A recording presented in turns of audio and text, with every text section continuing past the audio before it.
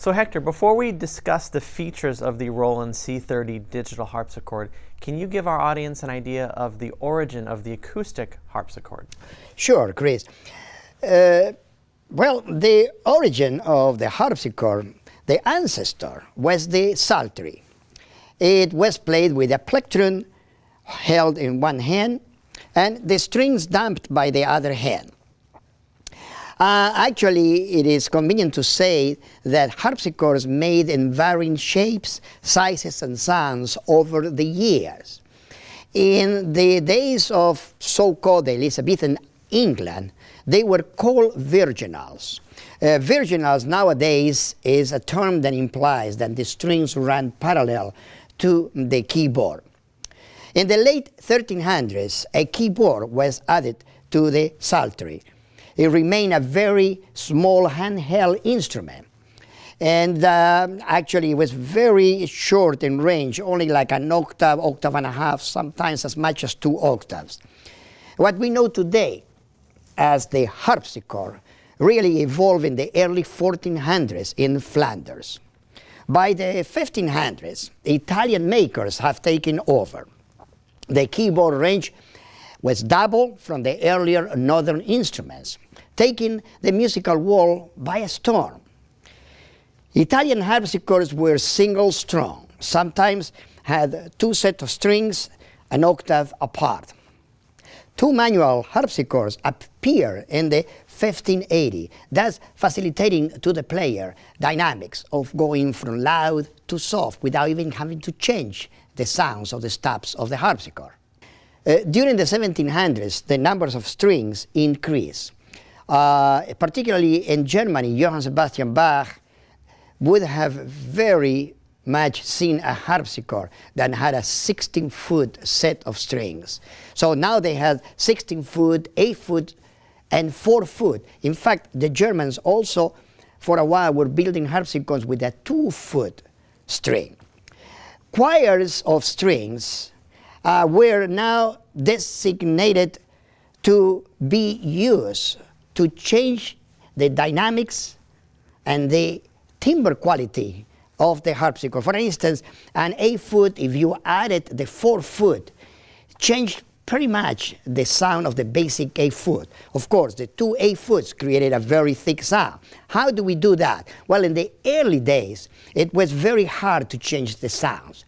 But as the harpsichord evolved, there were levers in the center, on the left, and on the right, and where the player could change the sound. In fact, it got to the point that pedals were added, so that the player could add or delete one sound by just pressing these levers or pedals with his foot.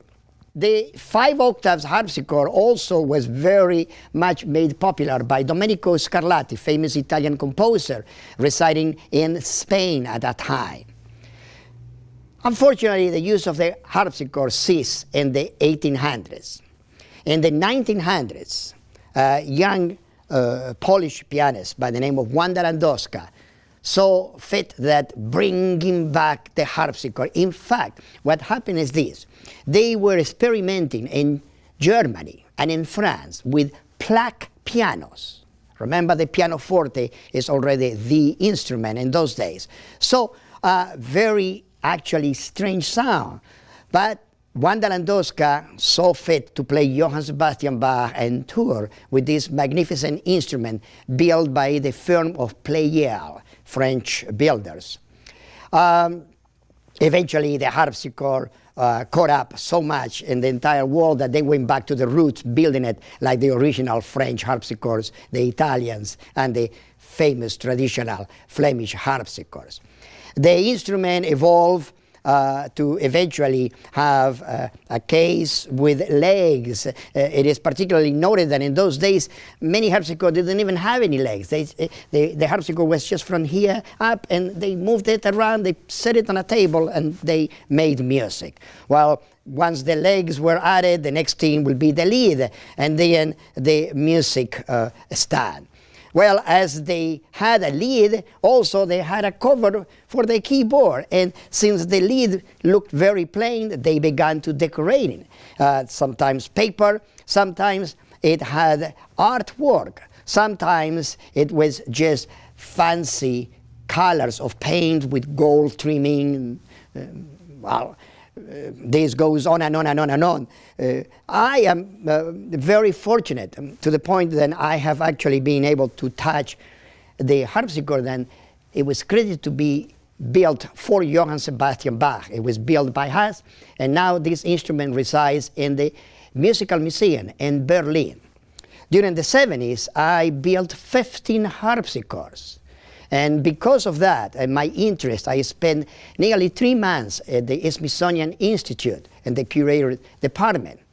Actually, I was able to get my hands not only in the keyboards, but as well as the insides of those famous historical harpsichords like Pascal Taskin from France and the Rookers from the Flemish. Well, now you can understand the passion for the harpsichord. And perhaps now you can understand why Roland built the new C30 digital harpsichord.